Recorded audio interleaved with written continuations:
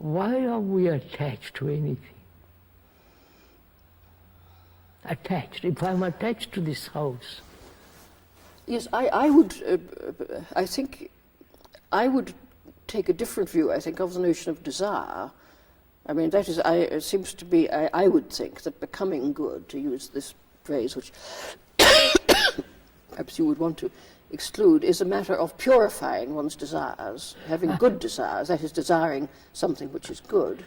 Now, in loving somebody, I would have felt that the element of desire was present. Let's look at desire. What is desire? Well, there are, again, one would say, well, there are low desires and there are high desires. I'm asking, what is the origin, the beginning of desire? Why has desire become such an extraordinarily important part of our life? Well, desire is certainly connected with the future. With the future? It's connected with time. Of course, with time. Because I desire something which is absent. But I mean, let's take examples. I mean, I might desire to be frightfully rich, or I might desire to study a subject and become good at it. I mean, in a situation where there's no reason. Good at piano. Good, well, let's say, or good at mathematics. To acquire knowledge. Yes, of course. Of this sort. Well, wouldn't this? And I might say, I love my subject. Yes, I love what I'm studying. No, but I'm asking, what is desire? How does it come? Why does it control us so strongly? I mean, after all, a monk or one of the Indian sannyasis, their whole idea is suppress desire or transmute desire. Well, transmute, yes. I'd rather use the word transmute. Yes, no, that is transmute. There is an entity who transmutes it. Yes, and there's a process of transmuting and a discipline or training or something like that. Which is a form of, not only subtle form of suppression, subtle form of organizing desire. Yes. Or saying desire for God is good. Yes.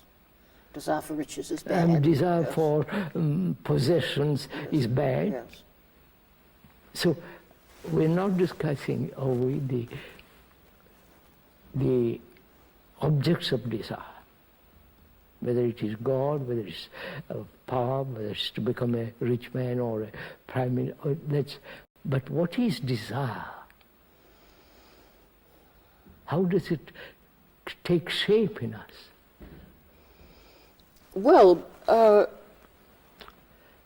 whether there can be love without desire, I'm not sure.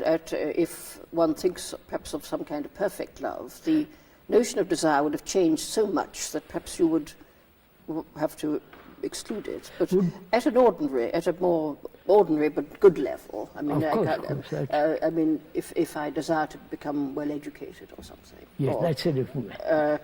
Then this is it's a tension. It's a kind of tension between a condition which exists and a condition which does not exist.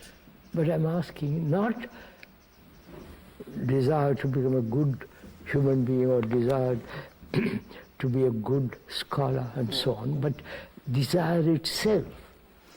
Well, I think I would evade or reject this question because I don't see how one could explain what desire was without thinking of different kinds of desire.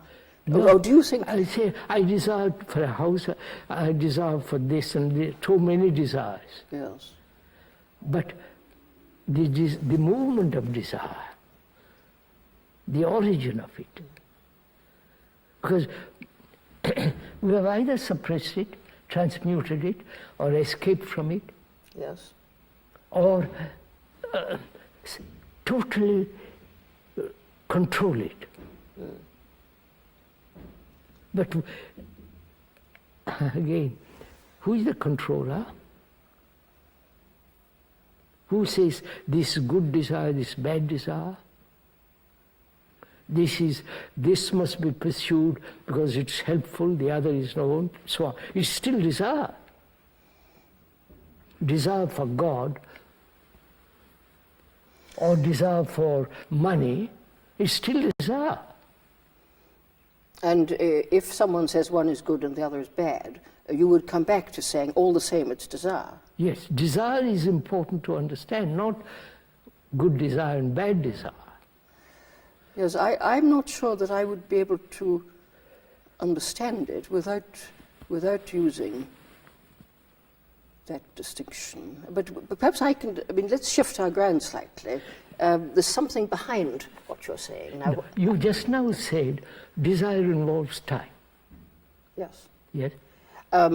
Well, all right. Desire for. Well, I'm going to withdraw that now and modify it by saying that I think that there might be some kind of desire which does not involve time, but where you are completely united with the object of your desire.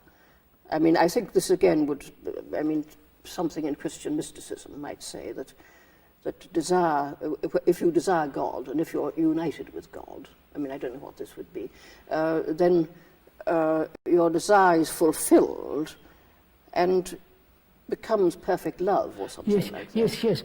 But is the man who says, I must become a very rich man, powerful man, is still desire. Yes, but... One is for God, yes. and the unification with God, still desire.